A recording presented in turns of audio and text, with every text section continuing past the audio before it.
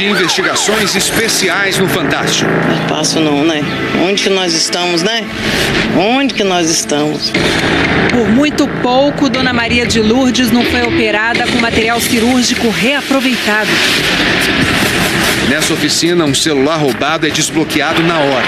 Aí fica zerado e liberado.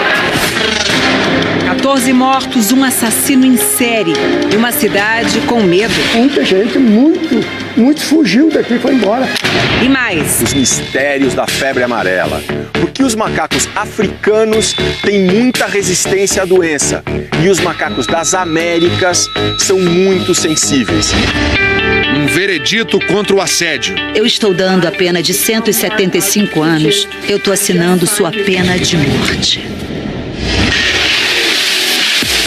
É verão e nessa praia tem um mar de carros. Pablo Vittar e Lucas Luco no Paraíso. Direto pro paraíso. E vem com a gente nesse mergulho a 300 quilômetros por hora. Fantástico. É o show da vida. Olá, boa noite. Muito boa noite. O Fantástico convida você para 2 bailes emocionantes. O primeiro foi num castelo como esse, uma noite de princesa para uma adolescente de São Paulo com síndrome de Down. A segunda festa aconteceu no Ceará e comoveu as redes sociais depois que uma pequena formanda resolveu homenagear o irmão na hora da valsa. 2 gestos de amor que o show da vida celebra agora. A Raíza é daquelas adolescentes que adoram ficar no computador e ouvir música. Funk. Funk? É, chão. Desde pequena, a menina tinha um sonho. Ela sempre pediu pra mim: mãe, quero ser princesa, pelo menos por um dia. Fala, é mundo, eu sou princesa. Gente, essa moça aqui é uma princesa, tá? Quando eu tive a Raíza, eu fiquei muito depressiva, mas até me inteirar do assunto. E hoje ela é a coisa mais linda que aconteceu na minha vida. Não imagino a Raíza sem síndrome de Down. Mas algumas situações não são fáceis. Por exemplo, raramente Raíza é convidada para festas de amigos. Os convites já eram poucos e depois na adolescência fica cada vez mais raro. Por causa disso, os pais da menina decidiram fazer um grande baile para comemorar o aniversário de 15 anos da Raíza, com direito a tudo que uma princesa merece. Eu posso ir também? Pode. Ah, eu quero ver. É. Os preparativos começaram no mês passado, no condomínio onde a família mora, em Santo André, na Grande São Paulo. Raíza escolhe o príncipe que vai dançar a valsa com ela. Quero um macho ele. Então vai, pega seu príncipe. 15 casais, colegas da Raíza, alguns de outras cidades, também vão participar da valsa e tiveram que ensaiar. E pro lado e pro outro. Nada melhor de ter os 15 casais Down brincando, sorrindo, dançando e amando. O sonho está se realizando, né? Daqui a pouco a gente mostra como foi a noite mágica da Raíza. Antes, a gente vai para a cidade de Iguatu, no interior do Ceará. O repórter Alessandro Torres conta a história de outra festa e do amor incondicional entre 2 irmãos. O Enzo nasceu prematuro, aos 5 meses de gestação, com pouco mais de meio quilo e paralisia cerebral. Chegou a sofrer 21 paradas cardíacas. Hoje, com 4 aninhos, está fazendo tratamento e melhorando aos poucos. Ele tem uma irmã 2 anos mais velha, a Maria Clara. Ela lutou pela vida dele com a gente, porque a gente olhava para ela e dizia: essa daqui é nossa luz. Em dezembro, a Maria Clara ia ter a formatura da escola de alfabetização e não teve dúvida. Eu disse: meu padrinho vai ser Enzo. Se ele não pudesse ir, eu não ia mais para minha festa. Chegou o dia da formatura e na hora da valsa, a imagem que emocionou todo mundo. Lá estavam os 2 irmãos, unidos como sempre foram.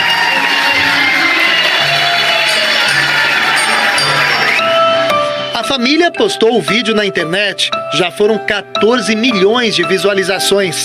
Todos nós estávamos gravando os nossos filhos, mas quando eles começaram, aí automaticamente todo mundo foi gravar eles, porque estava muito lindo. Tudo aconteceu aqui neste salão de um clube da cidade. A Maria Clara não chegou a ensaiar a dança com o irmão. Tinha aprendido só alguns passos de valsa um dia antes. E naquela noite, houve ainda um outro momento entre os dois irmãos que não chegou a ser tão divulgado, mas emocionou do mesmo jeito a todos que estavam presentes. A menina quis receber o certificado da escola das mãos do Enzo. A Maria Clara, ela foi desprovida de qualquer preconceito. Exemplo vivo, assim, de amor. A Maria Clara quer cuidar do Enzo para o resto da vida. Se eu for médica quando crescer, eu vou poder cuidar dele. Eu quero ser médica. O amor dela por ele é incondicional. Ele é o menininho mais fofo do mundo.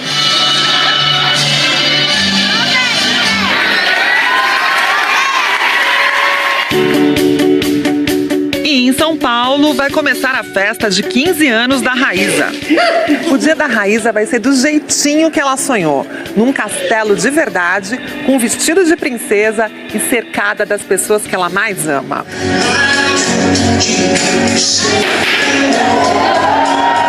E lá vem a princesa Raíza e o príncipe no maior estilo.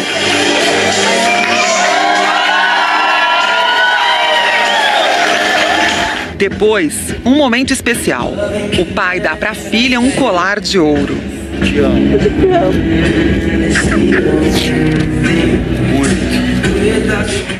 Mais emoção. Pai e filha dançam juntos. E na sequência, a valsa.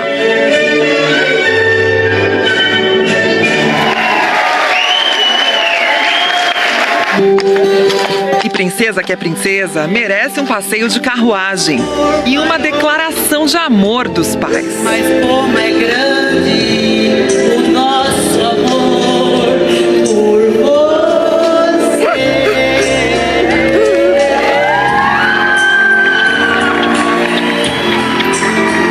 Foi um momento mágico. Tô muito feliz. Minha princesa tá muito feliz. Linda. Eu amo você. Eu também te amo. Mas eu vou ser amiga, mamãe. Amigas para sempre.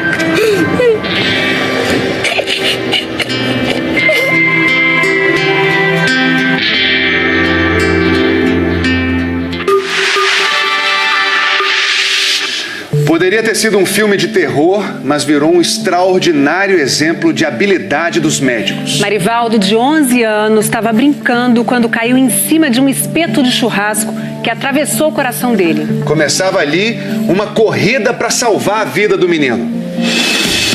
A mãe do menino não tem dúvida. Foi um milagre. A cena é tão surreal que parece montagem. Com um espeto de 70 centímetros atravessado no coração, Marivaldo foi trazido do interior de Pernambuco para o Hospital da Restauração, no Recife. Essas imagens foram feitas pelos socorristas do SAMU. Parecia que a gente poderia medir a frequência cardíaca da criança pela pulsação do espeto. E isso assustou um pouco, mas também foi bom porque fez com que a gente agisse mais rápido, certo? Procurasse imobilizar aquele objeto mais rápido, que era primordial. Uma situação extremamente delicada, que exigiu rapidez e muito cuidado de vários profissionais, mas que deu certo.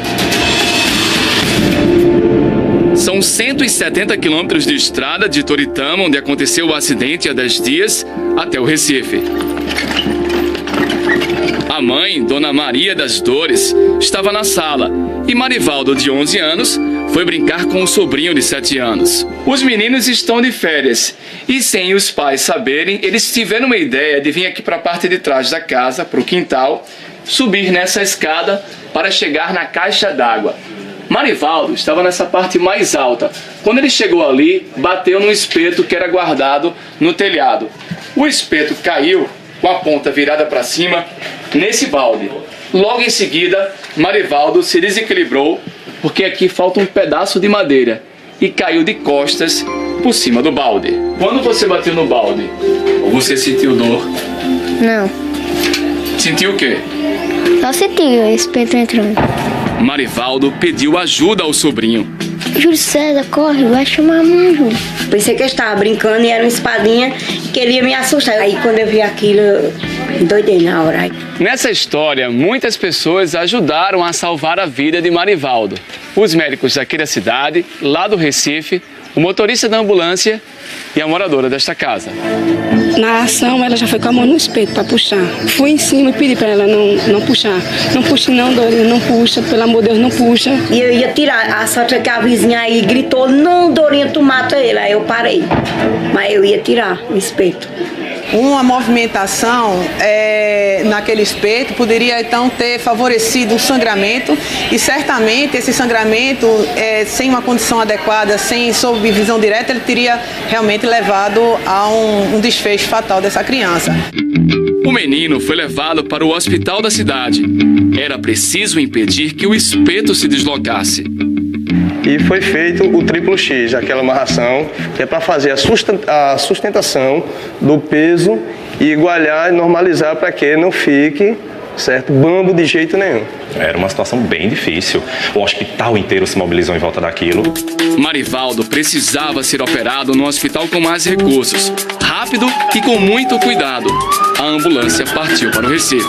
Só alguns momentos da viagem, quando o carro tinha que dar uma freada maior ou alguma coisa do tipo, que ele se queixava dizendo que estava doendo. Deu tudo certo. 2h30 depois, eles chegaram ao hospital. Não houve tempo para fazer exames. Marivaldo foi direto para a sala de cirurgia. Foi lá que as médicas descobriram como foi possível o menino ter sobrevivido ao acidente. O espeto entrou pelas costas e saiu pelo peito.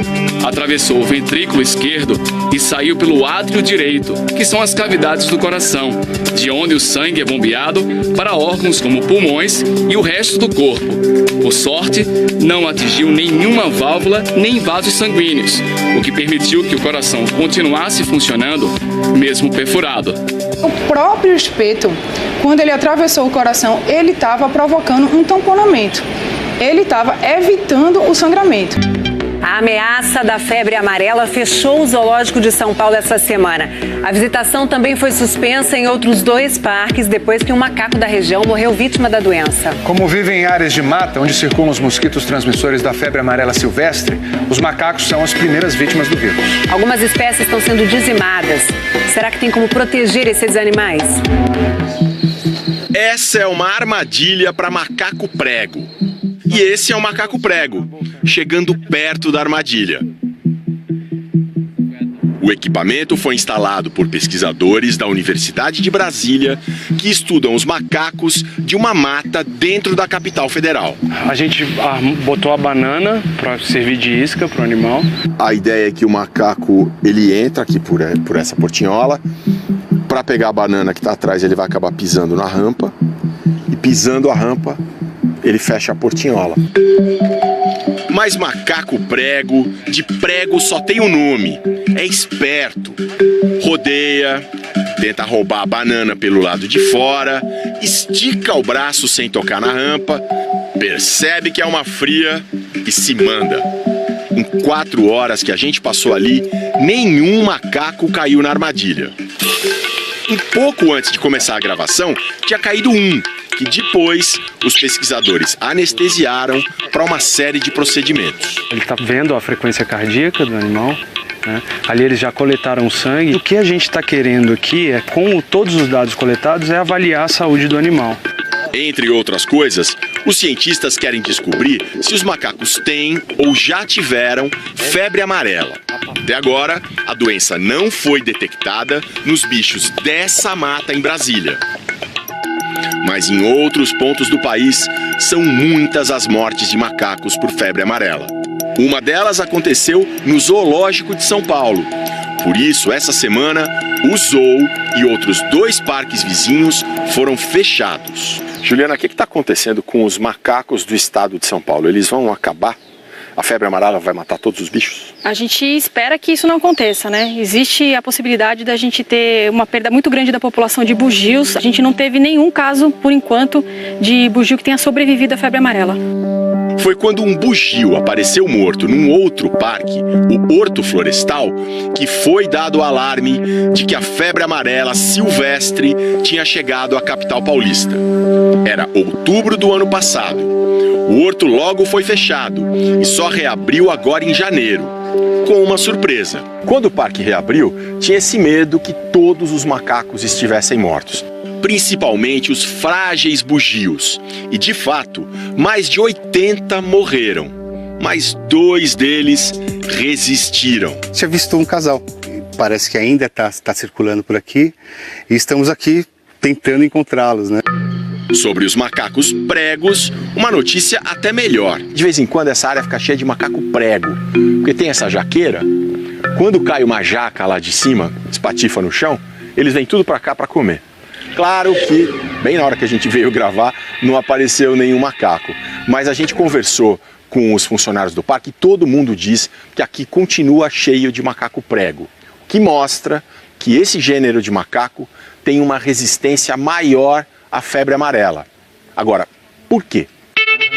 Na mata de Brasília, o presidente da Sociedade de Primatologia compara com os bugios. Para os mosquitos que transmitem a doença, os pregos são alvos mais difíceis. O bugio, ele é mais lento. O macaco prego, ele se movimenta mais rápido. O bugio, ele está o tempo todo comendo. O macaco prego não, ele está mais andando, mais ativo. Quer dizer, o comportamento do bicho é um fator importante, mas também existe um outro ponto a se considerar. E tem a ver com a teoria da seleção natural, de Charles Darwin, que a gente aprende na escola. Os cientistas sabem que os macacos da África são mais resistentes à febre amarela. É que a doença surgiu lá e ao longo das eras foi acontecendo uma seleção natural. Os macacos mais sensíveis morriam e os mais resistentes sobreviviam, transmitindo essa resistência para as crias. No Pará, um dos principais virologistas do país explica. Na África há uma relação milenar entre o vírus e esses macacos. Aqui no Brasil, o vírus da febre amarela só chegou no século XVII. Veio com o tráfico de escravos, os macacos, eles não tinham contato com o vírus, igual como nós humanos não temos. Nas regiões brasileiras em que a febre há muito tempo se tornou endêmica, como na Amazônia, é mais provável encontrar macacos resistentes. Mas os bichos de outros pontos do país, como os bugios, eles são tão suscetíveis quanto os humanos, talvez até mais porque eles não dispõem da vacina que nós dispomos. Isso se fala muito. Por que não vacina os macacos? Bom, é que além de ainda não existir vacina para eles, os bichos são difíceis de capturar. O bugio, ele é um animal que ele está na copa das árvores, né? E fica inviável nós colocarmos essas armadilhas na parte mais superior da mata. Uma solução seria usar dardos tranquilizantes.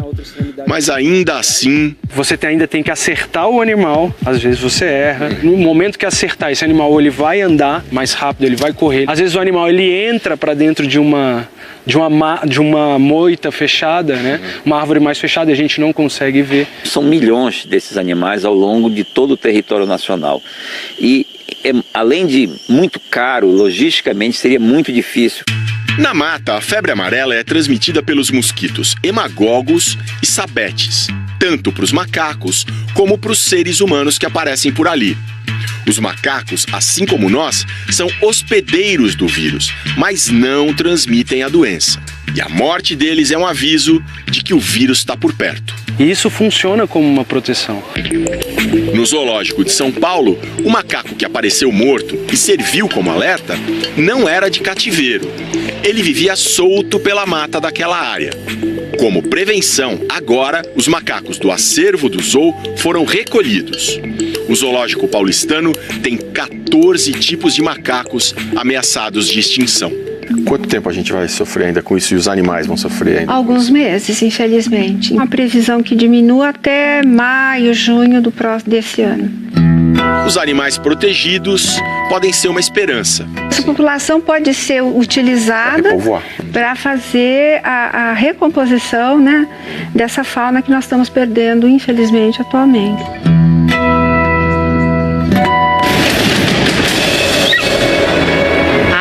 capricha na velocidade máxima. Um mergulho a 300 km por hora. Planeta Terra, vamos à praia? A imagem impressiona. Milhares de carros se espalham por quilômetros e quilômetros, bem na areia da praia. Tem até placa de trânsito. O pedestre tem que ficar de olho para atravessar. Engarrafamento também já virou rotina por aqui no verão. Mas quem disse que o pessoal está incomodado? É o grande atrativo da praia, como se diz, a cerejinha do bolo. Aqui é normal, fazer um churrasquinho, chegar de carro. Eu não consigo enxergar o cassino de outra forma, a não ser dessa forma aqui. A gente está na Praia do Cassino, em Rio Grande, litoral sul do Rio Grande do Sul. É o começo de uma incrível faixa de areia contínua de 230 quilômetros, que vai até o Uruguai. É tanta praia que carro aqui é tradição há quase 100 anos. A gente mora a 4 minutos da praia, mas sempre vai com carro. Cadeira, tudinho, que cuidar a gente bota dentro do carro. Pelo Código de Trânsito Brasileiro, a praia é uma via terrestre, como qualquer outra, com as mesmas regras de ruas, avenidas e estradas. No Rio Grande do Sul, uma lei de 1991 proíbe o trânsito de veículos nas praias do estado. Mas na Praia do Cassino, o costume é mais forte do que a legislação. Os carros continuam na areia por causa de um acordo da Prefeitura com a Fundação de Meio Ambiente do Estado, que fiscaliza o uso das praias. A turma da praia agradece. E não é só aqui no sul, não. Lá no Maranhão acontece a mesma coisa, não é mesmo, Alex Barbosa? Aqui no Maranhão tem praia que fica lotada de carros na areia. Mas os banhistas têm de aproveitar o sol e o mar de olho na variação da maré. O mar sobe tão rápido que pegou esses motoristas de surpresa no verão de 2014. Nada que tire a animação dos banhistas na praia do Araçagi. Com o carro do lado, vale até sentar de costas pro mar. Tá tão gostoso aqui, rapaz, a gente olha pra tudo quanto é lado, é bonito. Então a praia já, só dela tá fazendo essa massagem em mim, que eu tô satisfeito. Ambulantes aqui em São José de Ribamar, região metropolitana de São Luís, também circulam em 2 ou 4 rodas. E a estratégia costuma dar certo. Aqui é uma loja ambulante, entendeu? Aí só que a vitrine vem até o cliente. Olha a rede! Já sai daqui com os trem praticamente tudo comprado. O carro sai lotado. O carro sai lotado. O problema por aqui é que você tem que saber aonde coloca o carro, viu? Porque se colocar no lugar onde tem areia fofa, o carro atola. Aí o jeito é cavar. Vai! Parece louca! A praia do Atalaia, no Pará, é outra que tem quase tanto carro quanto gente. Só que às vezes essa mistura não dá certo. Aqui na Praia do Cassino, no Rio Grande do Sul, um homem de 90 anos morreu atropelado no verão passado quando estava sentado na beira do mar. A motorista não quis fazer o teste do bafômetro e tinha a carteira de habilitação vencida.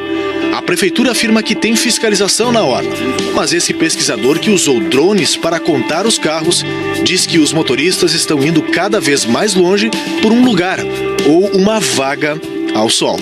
Nós já chegamos a contar 12.500 veículos dentro de uma faixa de aproximadamente 16 quilômetros. Só que se os veículos começam efetivamente a se deslocar ainda mais ao sul, são mais áreas que nós começamos a trazer restrições à vida natural nesses ambientes.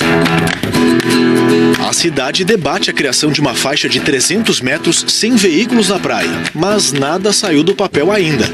Pelo jeito, aqui e em outros cantos do Brasil, os carros vão continuar a fazer parte da paisagem do verão por muito tempo.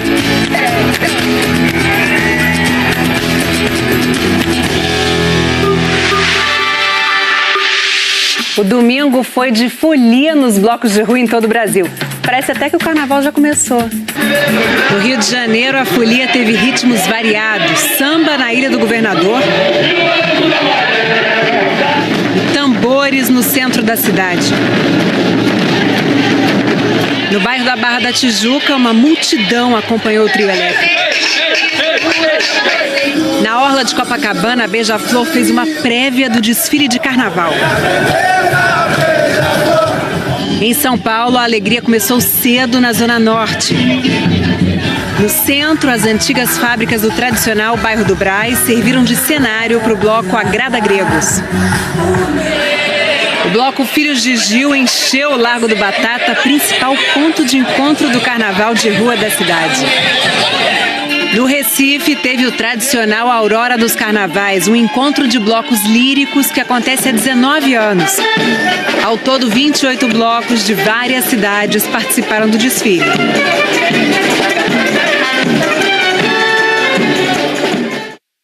A desembargadora, presidente do Tribunal Regional Eleitoral do Mato Grosso do Sul, agiu nos bastidores e ameaçou o diretor de um presídio para tirar o filho dela da cadeia. Ele tinha sido preso por tráfico de drogas e de armas. Esse é o teor da denúncia que o Ministério Público do Estado acaba de apresentar à Justiça. Tânia Borges pode responder por improbidade administrativa. O Fantástico vem acompanhando o caso desde o ano passado e traz novos detalhes da investigação. Penitenciária de Três Lagoas, Mato Grosso do Sul, 21 de julho do ano passado. A desembargadora Tânia Borges, acompanhada de policiais, vai buscar o filho, Breno Borges, que estava preso. Ela tem em mãos uma decisão judicial que permite transferi-lo para uma clínica psiquiátrica. O Fantástico mostrou essas imagens na época. Nenhum preso ele é solto da forma como o filho dela foi. Agora, as investigações revelam detalhes daquele dia que as câmeras do presídio não registraram. Breno Borges foi preso em março de 2017, transportando 130 quilos de maconha e munições de fuzil. 4 meses depois, em julho, liminares de 2 desembargadores e colegas de Tânia no Tribunal de Justiça determinaram que Breno deveria ir para uma clínica psiquiátrica. A defesa alega que ele tinha problemas de saúde. Só que Breno também tinha outro mandado de prisão. A Polícia Federal descobriu que ele participou do plano de fuga de um chefe do tráfico. O próprio juiz de execuções penais de Três Lagoas disse que esse mandado de transferência não mencionava o outro processo. Só que mesmo assim, com um mandado de prisão em aberto, Breno pôde sair por esse portão e foi embora. Naquele dia 21 de julho, o diretor da penitenciária, Raul Ramalho, entrou em contato com o juiz Rodrigo Pedrini para avisar que estava sendo pressionado. Eu já fiz aqui o ofício, encaminhei para o doutor, para Vossa Excelência, para se manifestar com relação à prisão preventiva, ok? Já esclareço que está tendo bastante forças aqui no sentido de tentar liberar o pessoal. O juiz respondeu que Breno não deveria ser solto. Até para você vai dar problema, dar cumprimento essa liminar, soltá-lo, você tem um outro mandado de prisão preventiva, tá? No Banco Nacional de Mandados de Prisão. Se chegarem para cumprir isso daí, você me avisa que eu vou fazer um ofício nesses termos. Não deu tempo. Enquanto falava com o juiz, o diretor da prisão consultou a chefia imediata, a direção da AGPEN, a Agência de Administração Penitenciária do Estado. O chefe de gabinete, Pedro Carrilho, enviou então este ofício. Consultando nossa Procuradoria Jurídica, esta se manifestou pelo cumprimento da decisão do habeas corpus. Fica autorizada a entrega para fim de internação em estabelecimento médico indicado. Ou seja, Breno deveria ser solto. Verificou-se que esse parecer da Procuradoria ele não existia. Em depoimento, a procuradora Valesca Maria Alves negou que tenha autorizado a soltura. Houve só uma tentativa de consulta. Certo. Entendeu? Eles levaram o documento, me recusei a receber, falando que aquilo não era atribuição nossa. A AGP informou que abriu um procedimento interno para apurar a conduta do chefe de gabinete. Ele mentiu. Sim, ele colocou no despacho uma informação falsa. A defesa de Pedro Carrilho nega que ele tenha mentido e agido em favor da desembargadora. Nosso cliente não foi consultado, contactado pela desembargadora antes, durante, nem depois desse episódio, para que ela tivesse algum tipo de benefício. Ao receber o ofício, o diretor do presídio, que aparece nas imagens conversando com a desembargadora, acabou soltando Breno. Logo depois, em áudio, relata ao juiz que foi ameaçado por Tânia. Eu reconheço pro senhor aqui que foi bem tenso aqui para mim aqui, porque ela veio inclusive com policiais, já ameaçando prisão por desobediência. 2 policiais acompanharam Tânia até a penitenciária. Ela alegou que tinha sido ameaçada de morte e que usava a escolta desde o dia 6 de julho. Um dos agentes era Alfredo Vasconcelos. Vocês foram escalados novamente para fazer algum tipo de acompanhamento ao desembargador? Não, nesse momento não. Não houve escolta em nenhum momento anterior, então somente e exclusivamente para essa ida até a unidade penitenciária de Três Lagoas para pleitear a saída do custodiado. Foi um fator de pressão, né? Um fator de coerção para a direção da unidade penal. O Ministério Público pediu à Justiça que Tânia Borges seja condenada por improbidade administrativa. Os promotores querem que ela devolva o dinheiro gasto com o carro e os policiais e ainda pague multa. Esse processo pode criar uma situação inédita no Brasil. É que, além de despachar no gabinete, aqui no Tribunal de Justiça de Mato Grosso do Sul, a desembargadora também tem por rotina atravessar essa rua para dar expediente aqui, ó, do outro lado. Ela é a atual presidente do Tribunal Regional Eleitoral do Estado. Se for condenada, ela perde os direitos políticos, não pode nem votar nas eleições desse ano. E mesmo assim pode comandar o processo eleitoral. Tânia só pode ser afastada dos cargos ou aposentada compulsoriamente por decisão do Conselho Nacional de Justiça. Em nota, o órgão informou que toda a coleta de provas já foi feita e que o processo deve entrar na pauta em fevereiro. Mas só o presidente do CNJ pode decidir quando o assunto vai ser discutido no plenário. O advogado da desembargadora nega irregularidades. A defesa não tem dúvida alguma que este processo será arquivado pela inocência da desembargadora Tânia. Posteriormente a isso, ela buscará responsabilizar aqueles que estão fazendo tanto mal à sua imagem de boa mãe e de uma curadora eficiente do filho. 3 laudos concluíram que Breno Borges tem problemas psicológicos, mas que é capaz de saber o que é certo e errado. Ele voltou para a prisão em dezembro do ano passado e deve ser julgado em breve. Se qualquer agente pudesse trazer questões particulares para justificar os seus atos, a administração pública seria privada, né? Então a gente tem que atuar para que a administração seja pública.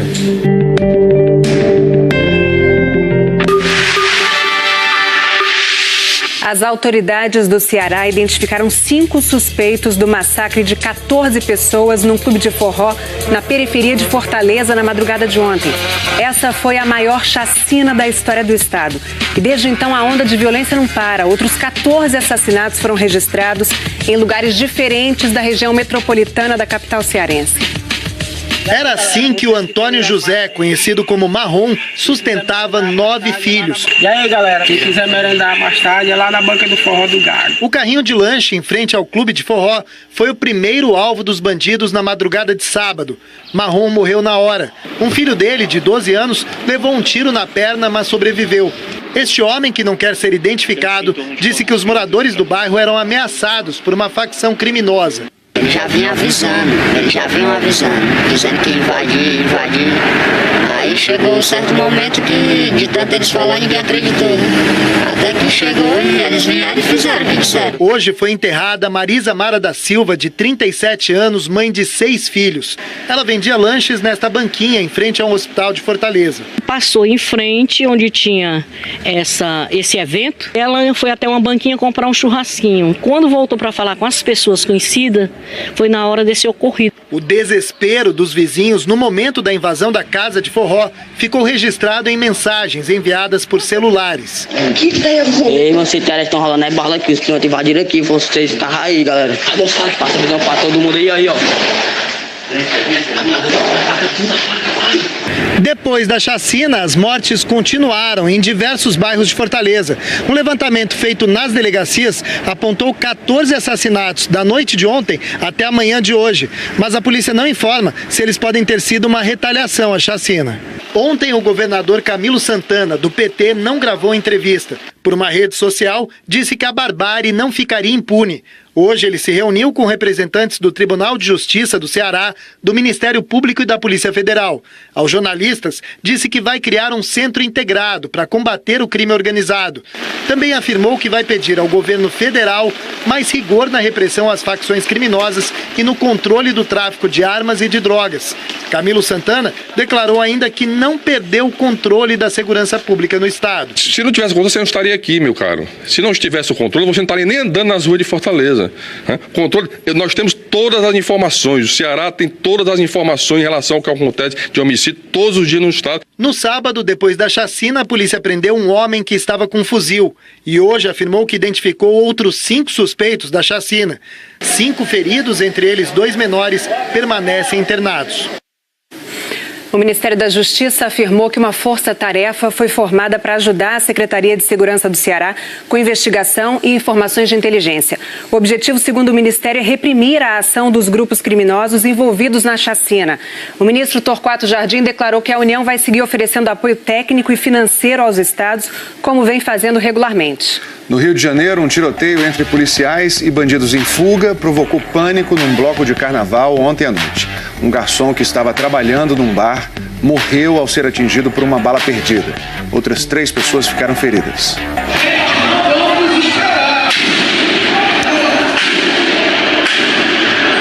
Um bloco de carnaval no meio do fogo cruzado.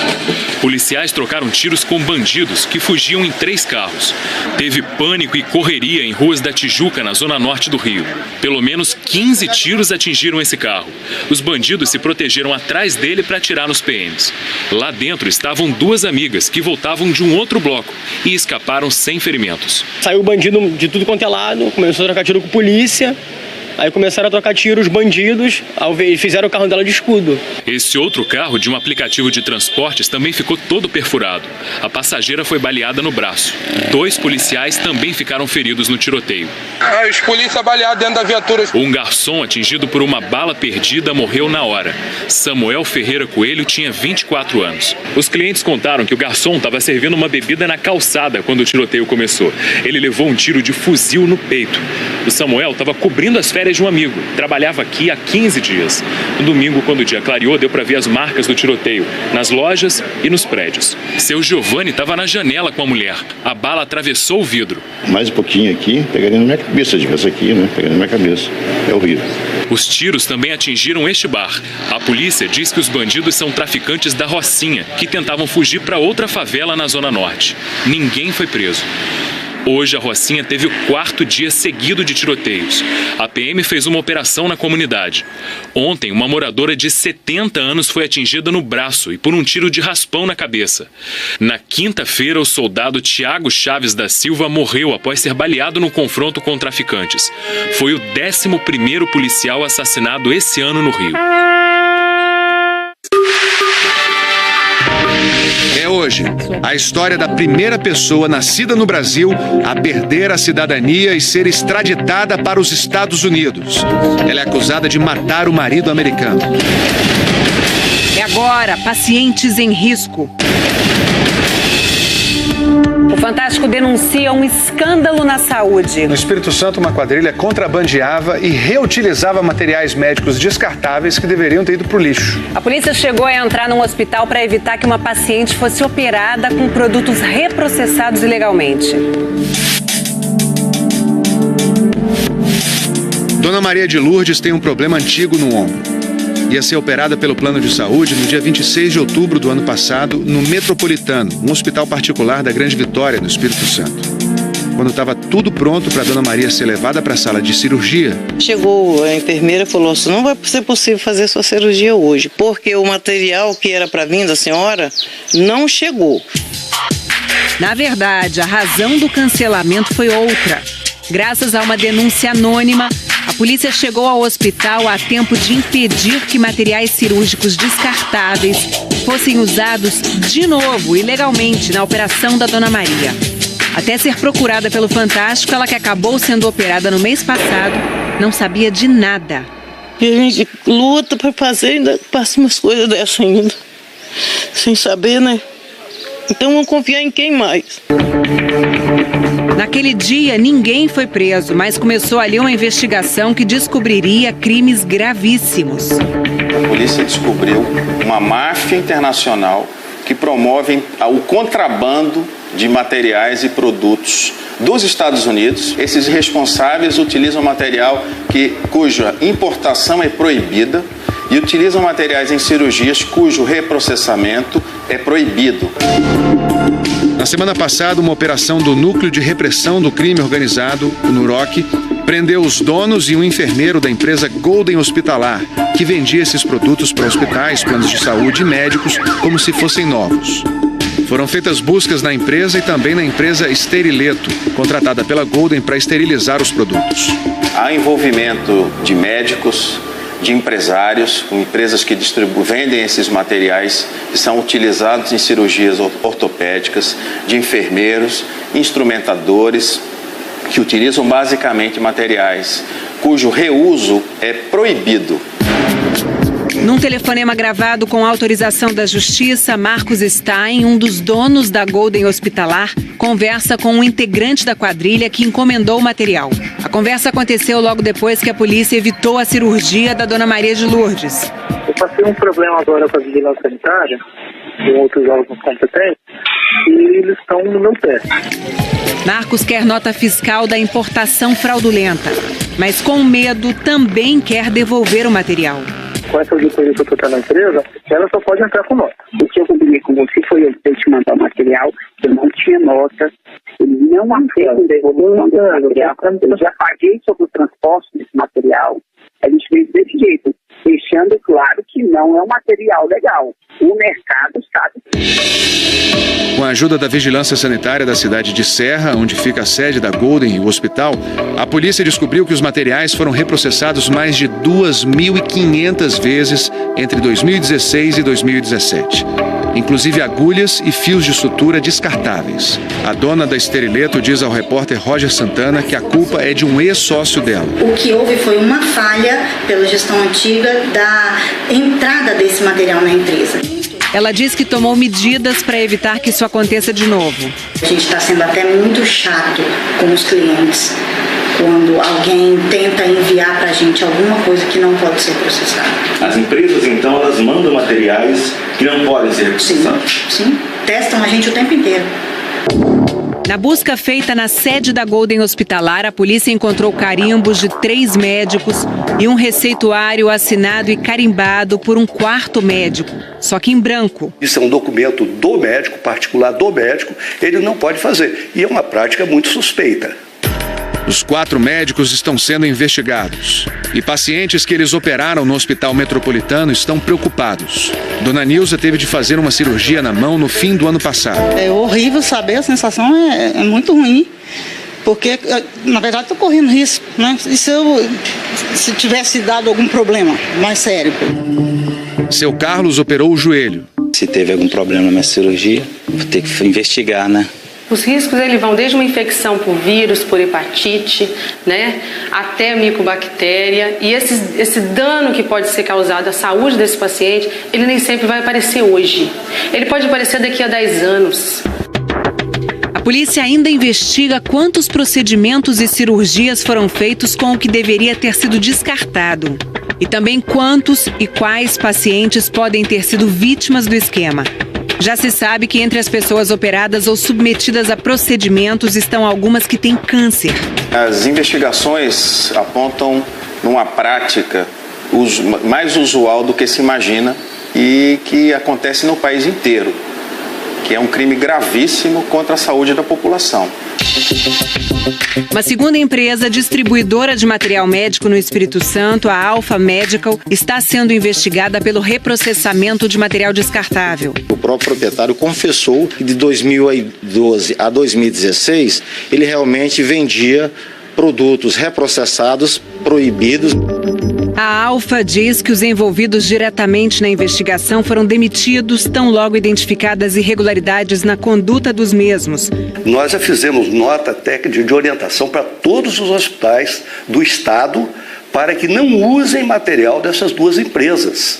Em nota, o Hospital Metropolitano diz que suspendeu o recebimento de produtos que eram adquiridos por planos de saúde das empresas mencionadas no inquérito e está apurando a eventual responsabilidade de profissionais citados nas investigações. O médico Nilo Lemos Neto afirma que o receituário encontrado na sede da empresa Golden tinha a finalidade de cumprir o fluxo burocrático para confirmação de materiais que ele usou em cirurgia específica. Antes de enviar a nota, ele tinha dito por telefone que depois de uma cirurgia entregou o receituário para um auxiliar preencher. Essa função de preencher laudo não é uma coisa comum, mas caso eu esqueça e estivesse no momento de correria, dia isso aconteceu. Ele não pode delegar isso a terceiro de jeito nenhum. Se ele fizer isso, ele está incorrendo em infração ética. Os advogados do enfermeiro Tiago Aim, que continua preso, dizem que ele é inocente e está colaborando com as investigações. Procuramos por telefone também nos locais de trabalho os médicos que admitiram que os carimbos encontrados na Golden Hospitalar são deles. Eduardo Ramalho e Rodrigo Souza Soares não retornaram os recados deixados pelo Fantástico. O advogado do médico Marcos Robson Alves Júnior diz que ele apresentou à polícia documentos que comprovam sua idoneidade no que tange a relação médico e paciente, e que ele está à disposição para esclarecer quaisquer fatos necessários para a conclusão da investigação. Não conseguimos contato com Carlos Eduardo Rodrigues Soares, o ex-sócio da empresa Esterileto. Os advogados de Gustavo Deris Chagas e Marcos Stein, donos da Golden Hospitalar, afirmam que a empresa nunca forneceu materiais, produtos ou serviços impróprios ou inapropriados para uso devido a quaisquer de seus clientes. Agora a Polícia Federal vai entrar no caso. Nós estamos sugerindo a todos os estados da federação que façam um pente fino nesse setor, porque claramente essa não é uma questão que está limitada às divisas do Espírito Santo. Onde que nós estamos, né? Onde que nós estamos? Misericórdia.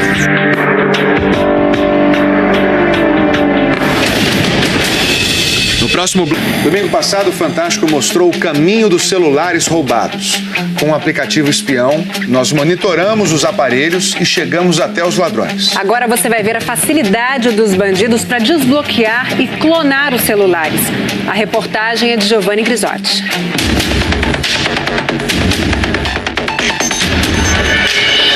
Atenção, te roubaram. Um alerta cada vez mais comum nas grandes cidades do Brasil. Acho que levaram o celular. Centro de Porto Alegre. O repórter Giovanni Grisotti sai com um celular no bolso da mochila. Rapidamente desperta a atenção destes dois homens. Eles seguem o repórter até que dão o bote. Atenção, te roubaram.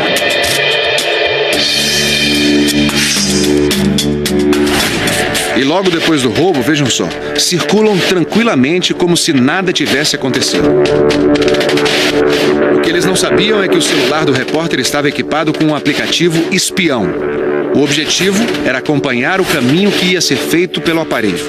Os bandidos saem do centro e vão até uma galeria. Lá descobrimos que se faz desbloqueio de celulares. Em seguida, eles voltam para a praça e tentam vender o aparelho roubado. No áudio captado pelo programa espião, o ladrão oferece o celular ali mesmo na rua. Continuamos seguindo os rastros do aparelho. Agora o celular está na zona norte de Porto Alegre. O aplicativo está informando então que o aparelho está nessa região aqui da cidade. Então a gente percebe aqui pelo aplicativo que o celular está conectado na rede Wi-Fi. E agora a gente vai clicar aqui para localizar no mapa exatamente o endereço. E agora o GPS então vai nos levar até lá. Você chegou. Ao que tudo indica, o telefone está nessa casa aí ao lado. É o seguinte, é que tu comprou um celular lá no centro, a gente estava fazendo uma reportagem e gravou o celular sendo roubado na minha mochila. Fica tranquilo, tá? Tu é vítima tanto quanto nós. O comprador disse que pagou R$500 e que não pediu nota fiscal do aparelho.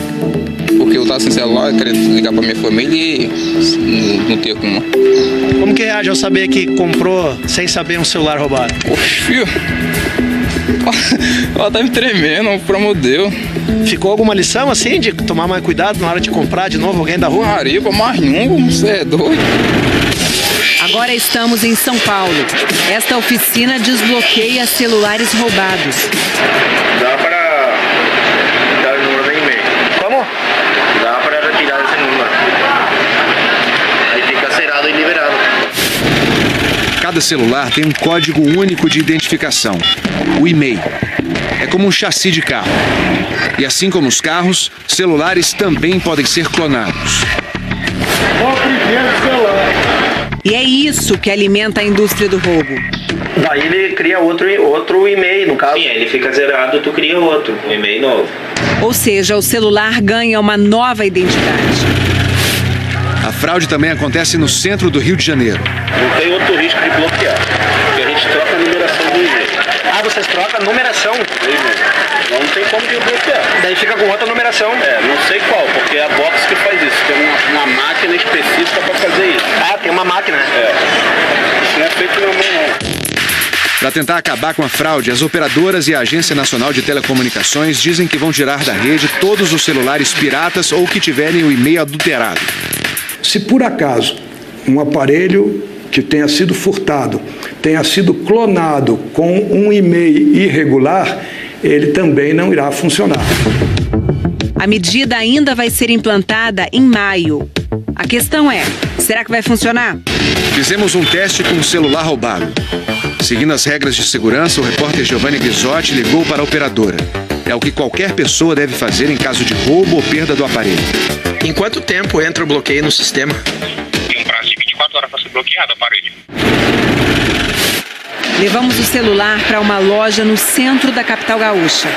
Por R$120, este homem fez o desbloqueio na hora.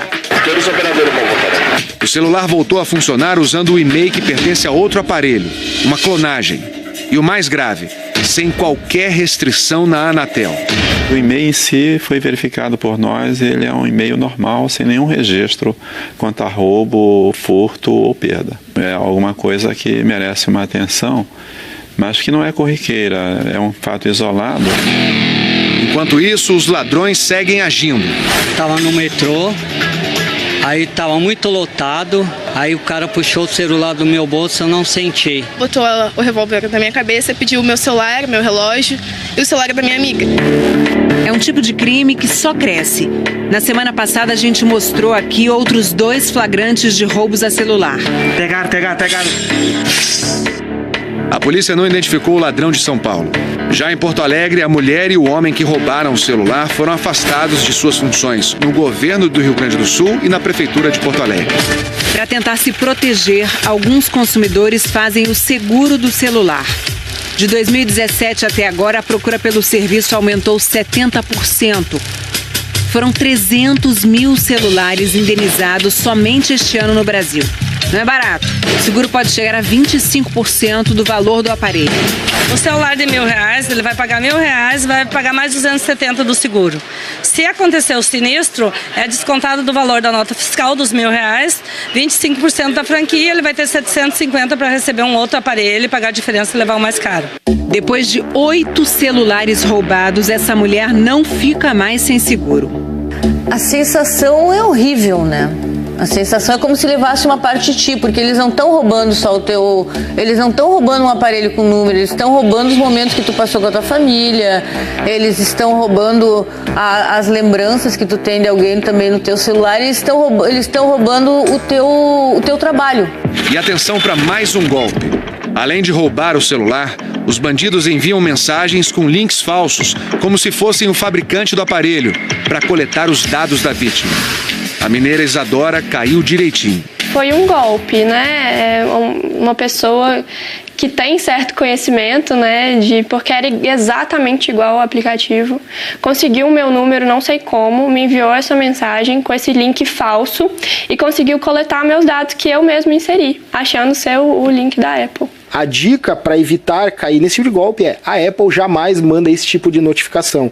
Se for necessário fazer a redefinição de senha, tem que acessar a página oficial da Apple e nunca clicar em link. Das dicas virtuais às reais. Se você é desses que anda assim na rua, digitando, falando ao celular, é bom se ligar. Evitar expor o aparelho. Caso tiver que utilizar o aparelho ou responder às mídias sociais ou um ente, né, que está ligando naquele momento, que procure um local seguro, um comércio. Evitar também utilizar o celular em bolsos.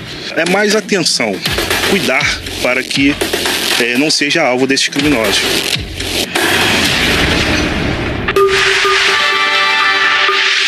À noite, ações falsas na internet. Uma penca de restaurantes paga 10 libras, quase R$50, por críticas positivas em sites de viagens. O inglês resolveu brincar com esse mundo de fake news. Em vez de fazer avaliações falsas, por que não um restaurante falso? Por que ele não esperava era virar o número 1 de Londres. Hello. Hello. Have a table for two? I do. Come in. O Fantástico foi conhecer o restaurante The Shed, o Galpão. Difícil acreditar que alguém caiu nessa. Bem-vindo ao melhor restaurante de Londres. Como é que isso aqui virou o melhor restaurante de Londres? Você precisa de um nome e um endereço, e eu nem botei o número da casa. Disse que só aceitava reservas. Era para ninguém aparecer mesmo.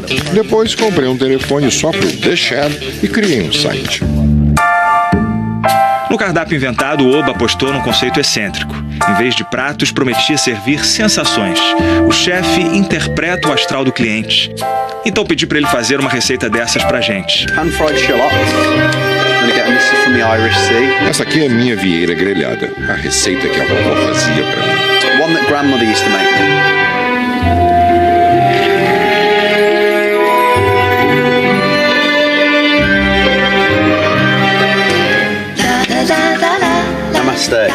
Enjoy. Olha, a cara tá ótima aqui desse prato, só que nem tudo é o que parece. A gente não vai querer comer desinfetante, espuma de barbear, então acho que eu vou deixar esse prato para a próxima. E olha que o cardápio é enorme. Em maio do ano passado, o maior site de turismo do mundo aceitou a inscrição do restaurante. Oba pediu para todos os amigos e parentes fazerem avaliações 5 estrelas. O restaurante que não existe começou a ganhar posições. Em menos de um ano, já era o primeiro da lista.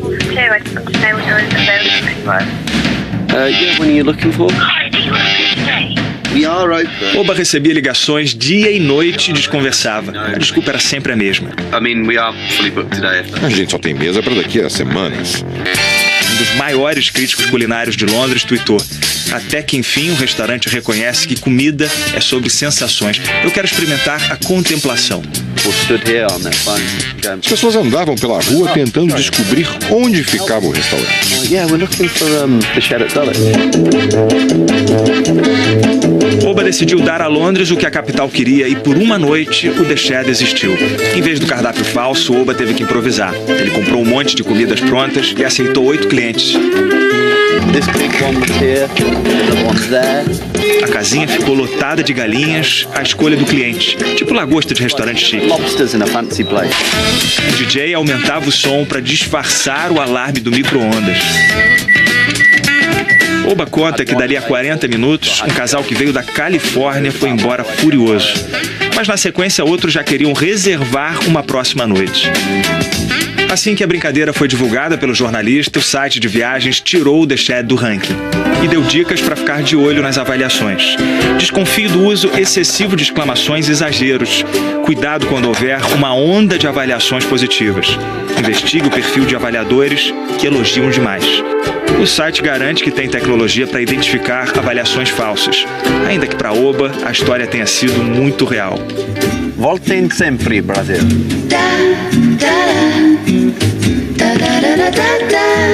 Quem sabe não vem aí o melhor hotel de Londres.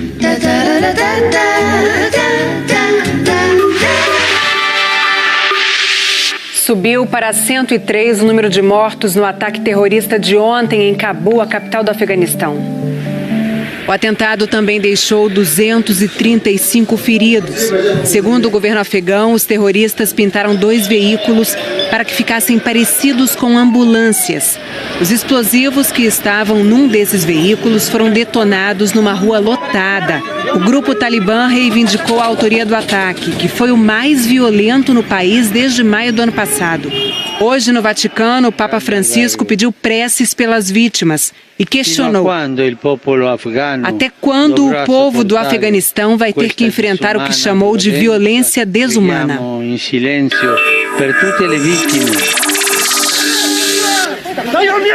A polícia da Rússia deteve hoje o líder da oposição, Alexei Navalny. Momentos antes, ele tinha aparecido num protesto em Moscou, onde pediu para que os eleitores não participem da eleição presidencial, marcada para 18 de março. Os agentes cercaram e derrubaram Navalny, que depois foi levado para um ônibus da polícia.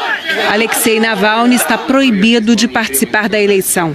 Segundo as pesquisas eleitorais do país, o atual presidente Vladimir Putin deve ser reeleito facilmente.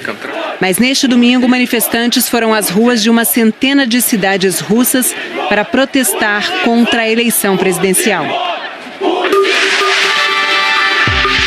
É hoje o assassino em série que deixou uma pequena cidade em pânico.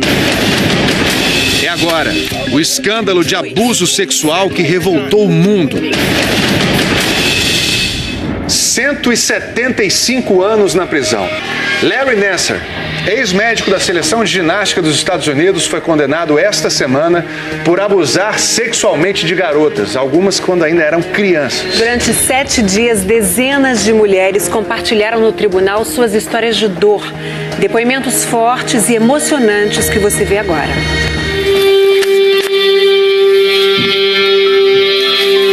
Sem meu conhecimento ou meu consentimento, tive minha primeira experiência sexual quando estava no jardim de infância. Você usou meu corpo por 6 anos para se satisfazer sexualmente. Isso não dá para perdoar. Larry Nassar criou uma fratura gigante entre mim e minha família. Por muitos anos eu dizia para as pessoas que eu não tinha família.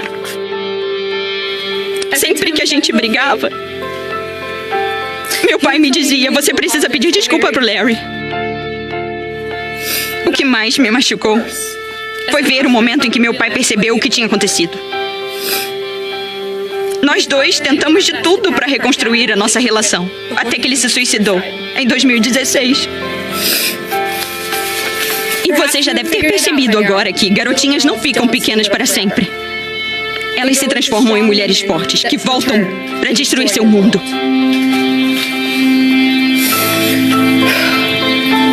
Kyle Stevens foi só a primeira.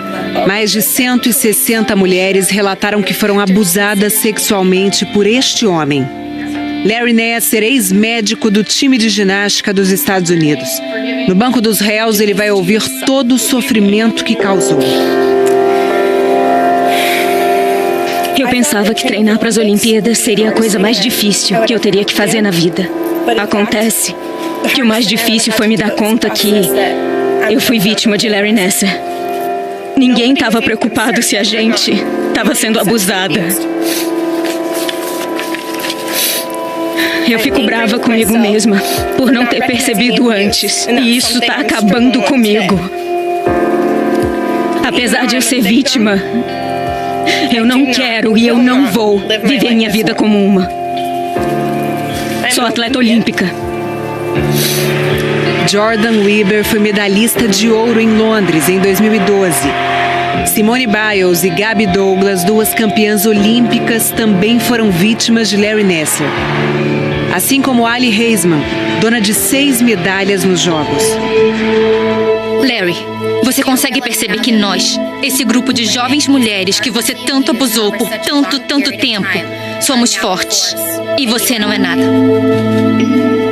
O tratamento com você era obrigatório. Eu ficava deitada com a barriga para baixo e você na cama insistia que aquele toque inapropriado iria curar a minha dor.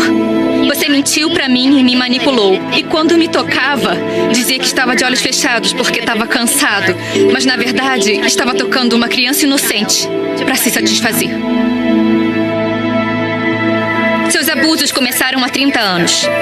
Se em todo esse tempo apenas um adulto ouvisse e tivesse a coragem e o caráter de agir, essa tragédia seria evitada. Larry, você deveria ter sido preso há muito tempo. Abusadores, seu tempo acabou. As sobreviventes estão aqui. Estamos unidas. E vocês não vão sair impunes. Você é um grande exemplo para as outras sobreviventes. Obrigada. Muito obrigada. Obrigada. Ao final de todos os depoimentos, a juíza Rosemarie Aquilina disse palavras de apoio às mulheres. A última a testemunhar foi Rachel Denrolander, a atleta que fez a primeira denúncia contra o médico. Aos 15 anos, eu tinha uma dor crônica nas costas. Larry abusou sexualmente de mim repetidas vezes com a desculpa de ser médico por 1 ano. E fez isso com a minha mãe no quarto. E ele teve cuidado de bloquear a visão dela para que ela não visse o que ele estava fazendo. Eu não sabia que ao mesmo tempo em que Larry abusava sexualmente de mim, a Federação de Ginástica dos Estados Unidos enterrava relatórios sobre casos de abuso, criando uma cultura de predadores de crianças. Juiz Aquilina, eu imploro que a sua sentença para Larry seja uma mensagem para as vítimas de que elas são valiosas. Depois de 7 dias de julgamento, a juíza chegou à decisão final. 1 em cada 10 crianças vai sofrer abuso sexual até os 18 anos. Isso vai parar agora. É minha honra e privilégio condenar você. Porque você, Senhor, não merece colocar o pé para fora da prisão nunca mais. Eu não entregaria nem os meus cachorros para você, Senhor. Eu estou dando a pena de 175 anos. Eu estou assinando sua pena de morte. Obrigada. A sessão está encerrada.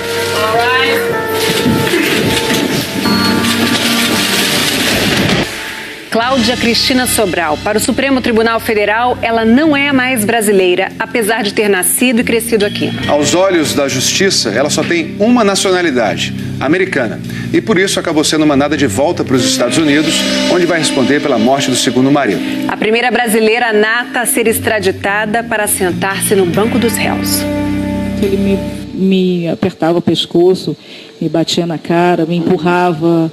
Eu engravidei desse homem 3 vezes e ele 3 vezes me fez abortar. Carl era um grande piloto e um ser humano ainda melhor. Duas visões completamente opostas da mesma pessoa. O americano Carl Herrig era marido da brasileira Cláudia Sobral. Cláudia é acusada de ter assassinado Carl. Um casamento com fim trágico, lá nos Estados Unidos, que provocou uma extradição inédita aqui no Brasil. Na semana passada, a carioca foi levada para responder na justiça americana pelo homicídio do marido. A história da imigrante brasileira que chegou aos Estados Unidos quase 30 anos atrás. A carioca Cláudia Cristina Sobral veio para Nova York em 1989, com vistos para trabalhar e estudar. Já no ano seguinte, ela se casou com um médico americano.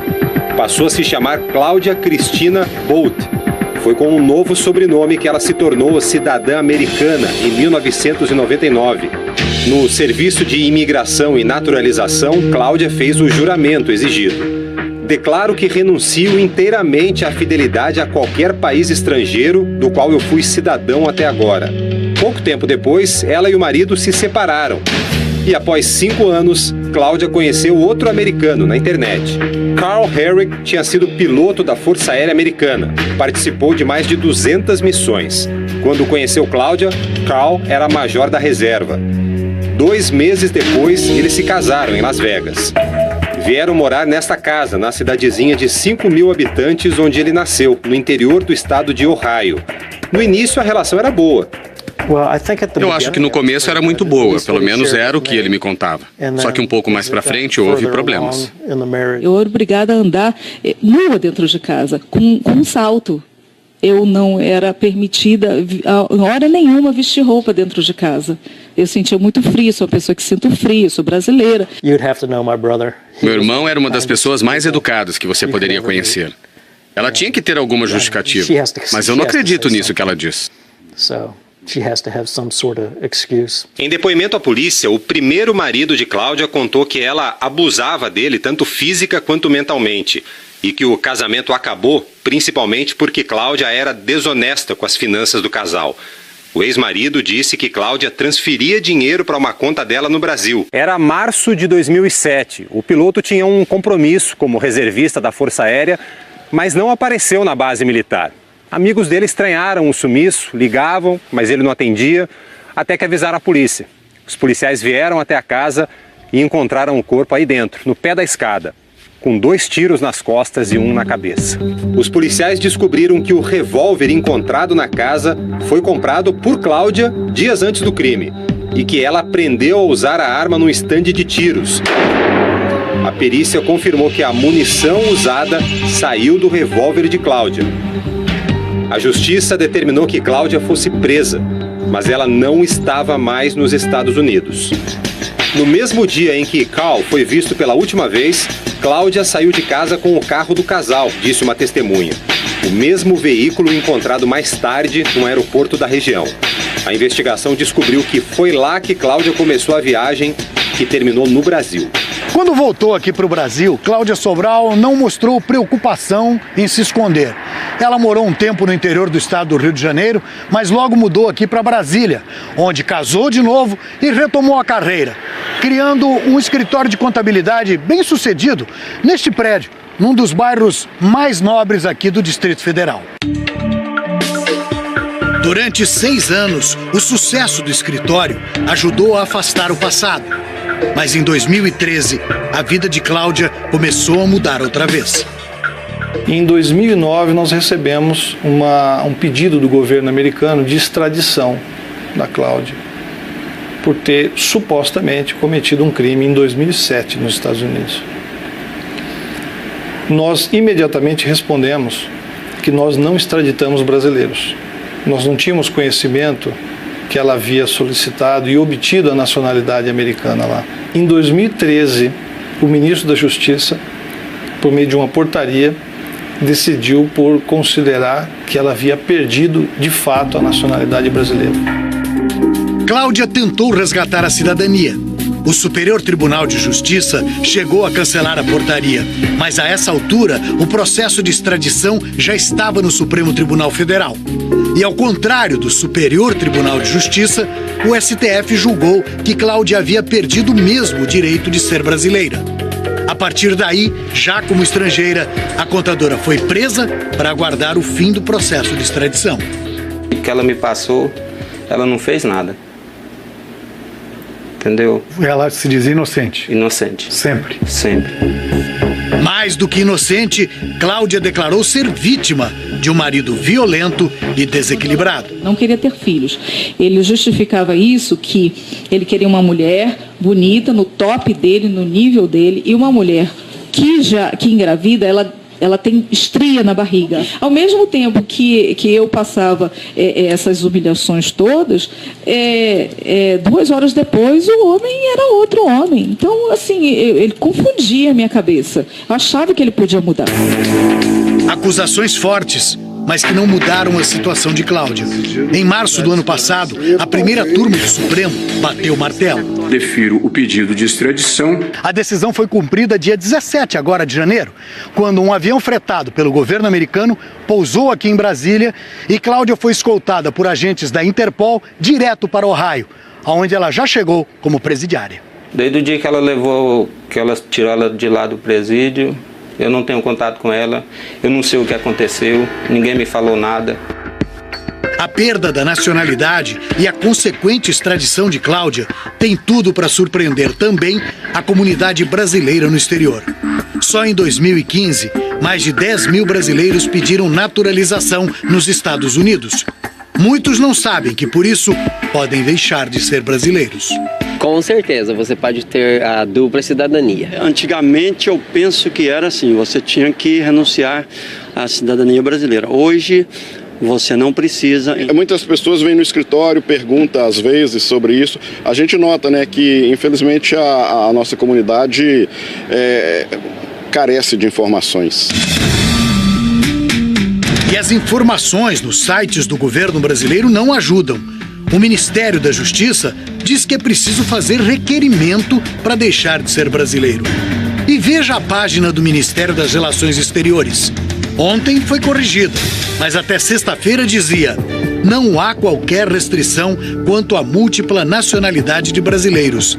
A nacionalidade brasileira não exclui a possibilidade de possuir simultaneamente, ao mesmo tempo, outra nacionalidade.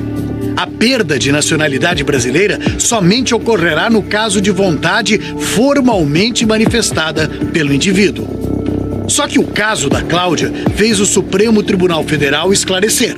A Constituição estabelece que no momento que ele opta por uma outra nacionalidade, ele já perde a nacionalidade brasileira. O Ministério da Justiça não tem o controle da vida dos estrangeiros no exterior. Mas se porventura o governo brasileiro tiver ciência dessa informação, ele vai tomar as providências de ofício. Enfim, ele começa esse processo de perda da nacionalidade. Mas a própria Constituição abre duas exceções. A primeira é quando o brasileiro descende de uma família estrangeira e, por conta disso, tem direito a outra cidadania. E aí é possível manter as duas, sem prejuízo da cidadania brasileira. A segunda exceção é quando o brasileiro se naturaliza no exterior para poder continuar morando em outro país e exercendo os seus direitos civis, como, por exemplo, o direito ao trabalho, à educação, à saúde. Esse não era o caso da Cláudia. E agora o destino dela está nas mãos da justiça do país, onde ela se naturalizou. Cláudia está presa nessa cadeia a 18 quilômetros de onde morava. É aí que ela espera o julgamento. Há 9 dias, Cláudia foi trazida a um tribunal do estado de Ohio. Vestida de presidiária, ela se declarou inocente. É uma batalha de quase 11 anos. Finalmente, vamos começar a buscar justiça para o meu irmão. O promotor diz que a pena para esse crime em Ohio é a prisão perpétua. Mesmo que Cláudia receba essa pena, as regras brasileiras de extradição impõem limites. Eu defiro o pedido de extradição, condicionando a entrega ao Estado requerente ao compromisso formal de 1. Não aplicar penas interditadas pelo direito brasileiro, em especial a de morte ou prisão perpétua. 2. Observar o tempo máximo de cumprimento de pena previsto no ordenamento jurídico, que é de 30 anos. E 3. Detrair da pena o tempo que a extraditanda permaneceu presa para fins de extradição. Só que o promotor diz que o caso vai ser julgado segundo as leis de Ohio. E essas leis não têm um limite de 30 anos na pena. De acordo com a lei do estado de Ohio, não há limites para a aplicação da lei. O uso da lei pode provocar discussão entre os países, mas as famílias envolvidas nesse drama têm algo em comum: a dor. Sinto muita falta do tempo que passávamos juntos. É difícil falar disso. É difícil, né? A gente sofre demais. Eu não tenho esperança dela voltar, né? Melhor morrer do que ficar nessa vida do jeito que tá aí. Agora há pouco, a assessoria de imprensa do Ministério das Relações Exteriores informou que vai apurar a responsabilidade pelos erros de informação no site do Itamaraty. 7 pessoas morreram e 20 ficaram feridas num acidente grave no interior do Tocantins. As vítimas estavam neste ônibus que tombou quando fazia uma curva. O veículo tinha saído de Barreiras, na Bahia, e seguia para Palmas. O acidente foi na altura da cidade de Novo Jardim. O motorista contou aos policiais que perdeu o controle porque os freios do ônibus falharam. A empresa Real Maia declarou que espera o resultado da perícia para saber o que causou o acidente e que está prestando auxílio às vítimas. Terror numa cidadezinha do Paraná. Um policial militar foi preso essa semana acusado de ser um assassino em série. São 22 vítimas, 14 mortes. Os investigadores dizem que o método era quase sempre o mesmo. O matador se aproximava num carro branco e atirava usando um rifle com silenciador. Muita gente, muitos fugiu daqui e foi embora. Muitas mães chorando, muitos pais chorando, muitos irmãos chorando. Por quê? Tá morrendo meus filhos. Tamarana, no interior do Paraná, tem menos de 6 mil habitantes. Em comum entre eles, o medo. Dali a pouco, outro meu filho chegou para me buscar. Daí falou assim: mãe, mataram meu irmão. Eu não acreditei. Eu só acreditei a hora que eu cheguei no lugar onde ele estava caído. Uma das mortes aconteceu no meio da praça da cidade. De dia, na frente da prefeitura. As imagens de uma câmera de segurança mostram o momento em que um tiro atinge uma escultura na praça. Segundo a polícia, o assassino fugiu nesse carro branco. A vítima foi o mecânico Everson Gomes, de 24 anos. E uma das testemunhas que viu a cena inteira foi o próprio prefeito da cidade. Ele não quis gravar entrevista, disse que tinha medo. Mas havia outra testemunha. Eu sempre tenho certeza, porque é ele, não tem muita coisa. A pessoa a quem a testemunha se refere é Marcelo Bonfim Ledo, um policial militar que pediu licença da corporação em 2012 depois de ser ferido por tiros. Em nota, o comando da Polícia Militar do Paraná diz que o PM Bonfim alegou de modo continuado problemas de sanidade mental. E desde então se encontra afastado por problemas de transtorno depressivo. Segundo as investigações, Marcelo é o responsável por 14 mortes e mais 8 tentativas de homicídio. Como a gente ouve lá, era realmente um matador. Um matador em Tamarana. Comportamento aí típico de homicídios em série. Em outubro do ano passado, Marcelo chegou a ser preso. A justiça recebeu a denúncia pelo crime cometido na praça da cidade, outro assassinato e uma tentativa de homicídio. Em depoimento prestado na delegacia, ele negou os crimes.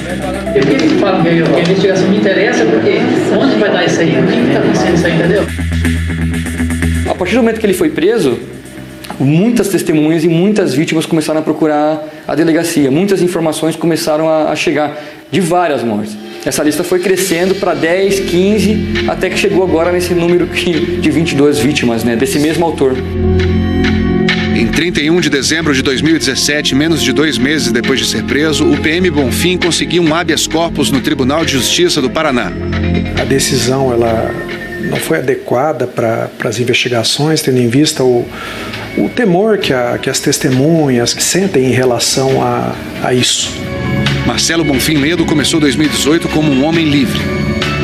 Temos casos mediante suposto pagamento, temos casos de motivo fútil mesmo, ou questão de ser justiceiro. Inclusive, uma das alegações da defesa é que as vítimas seriam criminosos, as vítimas seriam antecedentes criminais. Mas o levantamento feito pela Delegacia de Homicídios aponta que na verdade, não. Pelo menos 7 são completamente inocentes. Uma dessas pessoas é Tiago Ferreira Gomes. E sem fazer nada já levei tiro, imagina fazendo. Tiago foi baleado em setembro de 2017 enquanto limpava o quintal de casa. Ele é irmão de Everson, que morreu em frente à prefeitura. Eu tava rastelando aqui, aí passou o gol e eu conheci a pessoa, continuei normal. Uns 15, 20 minutos depois eu levei um tiro. O tiro pegou aqui, no furo e saiu aqui. Porque aqui dá pra ver o sinal, ó. E aqui foi onde acertou o tiro. Tiago reconheceu dentro do carro o PM Bonfim. O Ledo, Bonfim, estava dirigindo. O Fantástico conversou com outra testemunha dos crimes que teriam sido cometidos pelo PM Marcelo Bonfim. No meio do pessoal de bem chama ele de Bonfim, Marcelo Bonfim Ledo, né? No meio da bandidagem chama ele de Malfim. E a gente treinava junto com as armas, e era sempre as armas que a gente treinava que sempre estavam no homicídio. Uma 9mm, uma 12, cano cerrado e uma longa. Uma Winchester calibre 22. Ela acerta uma laranja a 100 passos. A Winchester 22 é um rifle de caça.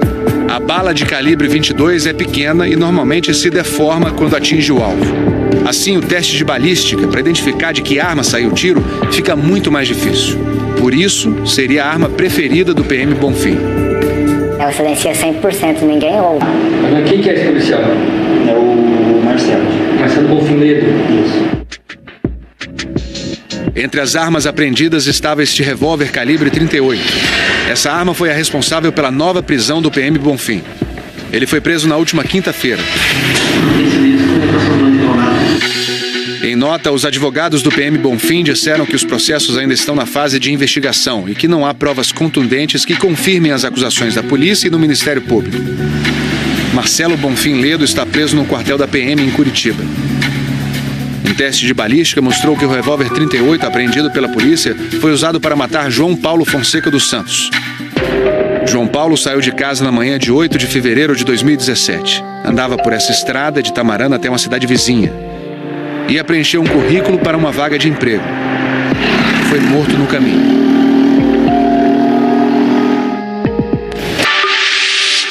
E este ano os eleitores vão às urnas para escolher novos governantes. E a gente aqui quer saber que Brasil você quer para o futuro. Já mandou seu vídeo? Seja o porta-voz da sua cidade.